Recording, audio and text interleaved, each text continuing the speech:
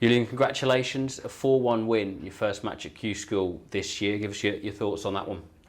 I thought the start was pretty scrappy. I missed quite a few balls, but then I managed to find my rhythm, and yeah, I started playing really well after first couple of frames and managed to get quite a convincing win, so I'm happy with that. The century in the third frame, did that sort of ease the nerves a little bit if you had any? Yeah, definitely. That was actually the time I found the rhythm. Like, I feel like I was striking the ball very solid, very consistent with my routine, and that's something I've been working on recently, and I want to keep doing the breaks in the same fashion, just more controlled, more consistent, more routine.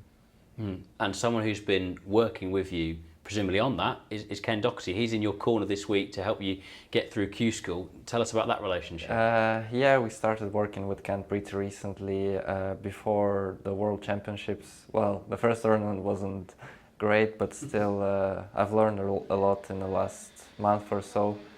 Ken's a legend. He's given me loads of advices, and I feel like my brain has changed a little bit in the way I see the game and what shots I take on. Yeah, so I'm happy with that, and unfortunately Ken might not be able to be here all the time this week because he's busy doing the exhibitions and stuff, but yeah, in general I'm still happy he's there to give me a good piece of advice. How did that relationship come about? Just talk to us about that. When did you first get in touch with him, or did he get in touch with you? I did get in touch with Ken because I felt like I was struggling a bit. I was playing really well, but couldn't get the results, and I was just looking for some reasons behind that.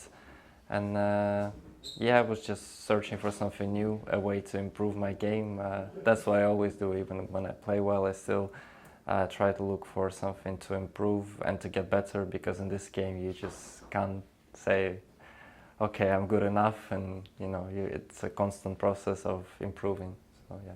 And I'm sure he's given you lots of advice in the short space of time he's worked with you so far, but what would you say is the biggest difference or bit of advice he's given you, the biggest difference he's made in the short period he has worked with you? Well, it's probably the risk management.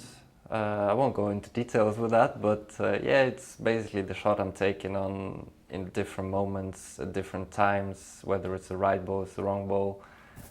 Yeah, so that's the main difference, and also in terms of splits and cannons and my position in the balls, like around the black area, that's sort of been the main difference. So just providing a bit more clarity in those situations. Yeah, and I feel more confident now, and we'll see how it impacts my game in the next rounds. But yeah, Q School is difficult anyway. It doesn't matter how hard you're working, it's still such a big challenge to come through this event. So yeah, we'll see. If anyone knows how difficult Q School is, it is you, because obviously last year was a really good couple of weeks for you, but just ended so disappointingly with the two defeats in the final matches in both Q School events.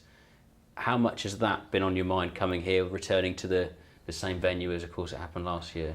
Well, yeah, obviously it's been really difficult last year to take those defeats, and it puts a little bit of pressure coming here, because certainly you want to do better than you did last year, and the only way to do better is get on tour.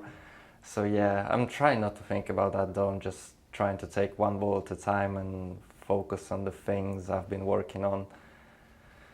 And yeah, I feel like I'm in good shape though, because I came to UK a bit earlier and done a few weeks of preparation and just had some good quality match practice with some pros, and yeah, they've been brilliant as well. Like good standard games.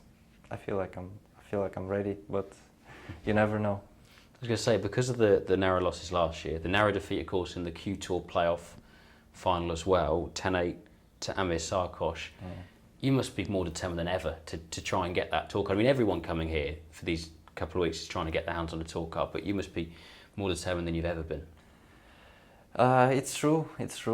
Although I feel like you have to keep those feelings at bay. You just have to focus on what you need to do. Always, whenever I'm playing, I really want to win, and everyone does. Nobody wants to lose coming here. So, yeah, it's a great tournament. It's just to get the feelings of pressure, the adrenaline. I quite enjoy that. I think that's why the players are playing snooker, you know, to feel those feelings. And yeah, missing the crowd a little bit would have been nicer if you know, more people were watching. But anyway, my dad's here and my family's watching back at home, so have to do it for them. And look, the numbers were good on our YouTube and Facebook streams watching you this morning, Julian. Well done on the win, and look, all the best for these couple of weeks. Thank you so much. Thank you.